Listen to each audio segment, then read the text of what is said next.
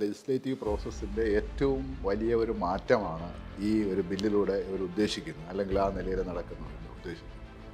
അത്തരം ഒരു മാറ്റം കൊണ്ടുവരുന്ന, അല്ലെങ്കിൽ അത്തരം മാറ്റം വിഭാവന ചെയ്യുന്ന ഒരു ബില്ല് 2 ദിവസത്തിന് മുമ്പാണ് അത് ആദ്യമായിട്ട് വിതരണം ചെയ്യുന്നത്. 2 ദിവസം കൊണ്ട് ഇത് വായിച്ചു നോക്കി ഇതൊന്ന് പഠിക്കാൻ പോലും ഒരു ആൾക്കാർക്ക് സമയമുണ്ടാകും. പിന്നെ ഇതെന്ന് പറഞ്ഞാൽ വളരെ കോംപ്ലക്സ് ആയ ഒരു വിഷയമാണ്. ഇന്ത്യയെ പോലുള്ള വളരെ സങ്കീർണമായിട്ടുള്ള വൈവിധ്യങ്ങളുള്ള ഒരു രാജ്യത്തിൻ്റെ പ്രതിനിധാനം എങ്ങനെ ആയിരിക്കണം പാർലമെൻറ്റിൽ. ആ രാജ്യത്തിൻ്റെ പ്രതിനിധാനം എന്ന് പറയുമ്പോൾ ആ രാജ്യത്തിനെ കോൺസ്റ്റിറ്റ്യൂട്ട് ചെയ്ത സംസ്ഥാനങ്ങളുടെ പ്രതിനിധാനം എന്തായിരിക്കണം എന്നുള്ളതാണ് ഇതിൻ്റെ ഏറ്റവും നിർണായകമായ വശം. അപ്പം നമ്മുടെ കോൺസ്റ്റിറ്റ്യൂഷണൽ പ്രോസസ്സിന്, പ്രത്യേകിച്ച് ലോകസഭ എങ്ങനെ കോൺസ്റ്റിറ്റ്യൂട്ട് ചെയ്തു എന്നുള്ള പ്രോസസ്സിനെ കുറിച്ചിട്ടുള്ള ഒരുപാട് പുതിയ പഠനങ്ങൾ, കോൺസ്റ്റിറ്റ്യൂഷണലായിട്ടും പൊളിറ്റിക്കലായിട്ടുമുള്ള ഒരുപാട് പുതിയ പഠനങ്ങൾ ഉണ്ട്. വളരെ സമ്പന്നമായ പഠനങ്ങൾ നമുക്കുണ്ട്.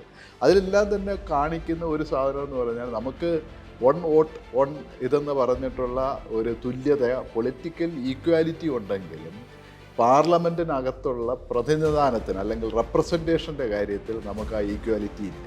അതൊരു അനോമലിയാണ്. അപ്പോൾ ഇന്ത്യയെ പോലുള്ളൊരു രാജ്യം, നമുക്കറിയാം 1947 സ്വാതന്ത്ര്യം കിട്ടിയതിന് ശേഷം വരുന്ന നമ്മൾ ഇന്ന് കാണുന്ന ഇന്ത്യയല്ല അന്നുള്ളത്.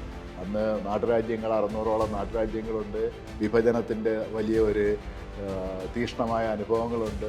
ഇങ്ങനെ നിരവധി സംഭവങ്ങൾ ഉണ്ടായിരുന്ന ഒരു കാലഘട്ടത്തിലുള്ള ഒരു കോൺസ്റ്റിറ്റ്യൂവൻ്റ് അസംബ്ലി, ആ കോൺസ്റ്റിറ്റ്യൂവൻ്റ് അസംബ്ലിയുടെ തന്നെ ക്യാരക്ടർ തന്നെ ഇന്ത്യയിലെ മൊത്തം 5% ജനങ്ങൾ മാത്രം വോട്ടെടുത്ത് തിരഞ്ഞെടുക്കപ്പെട്ട ഒരു കോൺസ്റ്റിറ്റ്യൂവൻ്റ് അസംബ്ലിയാണ്. കാരണം പഴയ യൂണിവേഴ്സൽ വോട്ടവകാശത്തിൻ്റെ മുകളിലുണ്ടായ കോൺസ്റ്റിറ്റ്യൂവൻ്റ് അസംബ്ലിയല്ല.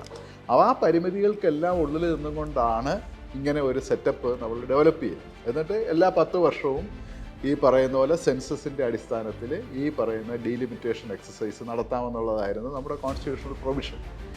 അതാണ് ഈ ജേക്കബ് നേരത്തെ സൂചിപ്പിച്ചതുപോലെ ജനസംഖ്യാ അടിസ്ഥാനത്തിലുള്ള അനോമലീസ് നിലനിൽക്കുന്നത് കൊണ്ട് 71 സെൻസസിൻ്റെ ഫിഗറിൽ വെച്ച് അത് ഫ്രീസ് ചെയ്യുകയും 25 വർഷം കഴിഞ്ഞ് പരിശോധിക്കാമെന്ന് പറയും.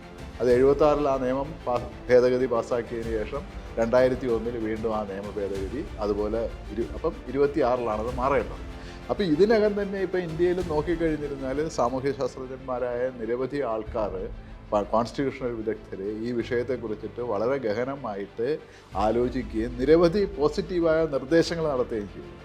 കാരണം ഇപ്പം വേറൊരർത്ഥത്തിൽ നമുക്കൊരു പുതിയ ഫെഡറൽ കൺസെൻസസ് തന്നെ വേണമെന്നുള്ള ചിന്തകളും, അല്ലെങ്കിൽ ചിന്തകളല്ല, അഭിപ്രായങ്ങൾ വളരെ സജീവമായിട്ട് നിലനിൽക്കുന്ന ഒരു കാലമാണ്, അല്ലെങ്കിൽ മുന്നോട്ട് വയ്ക്കുന്ന കാലമാണ്.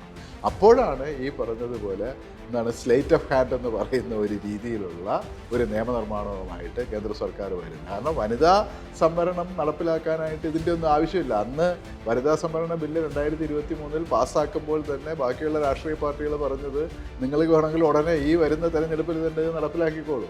അപ്പോൾ ഈ സർക്കാരാണ് പറഞ്ഞത്, വേണ്ട, നമ്മൾക്ക് 2026 സെൻസസ് കഴിഞ്ഞതിന് ശേഷവും ഇത് കഴിഞ്ഞതിന് ശേഷം ചെയ്യും. അപ്പം ഡീലിമിറ്റേഷനും വനിതാ ബില്ലുമായിട്ട് കൂട്ടിക്കുഴയ്ക്കുന്നതെന്ന് പറഞ്ഞു കഴിഞ്ഞാൽ വളരെ സംശയാസ്പദമായിട്ടുള്ള ഒരു പൊളിറ്റിക്സിൻ്റെ ഭാഗമായിട്ട് മാത്രമേ നമുക്ക് കാണാൻ പറ്റൂ.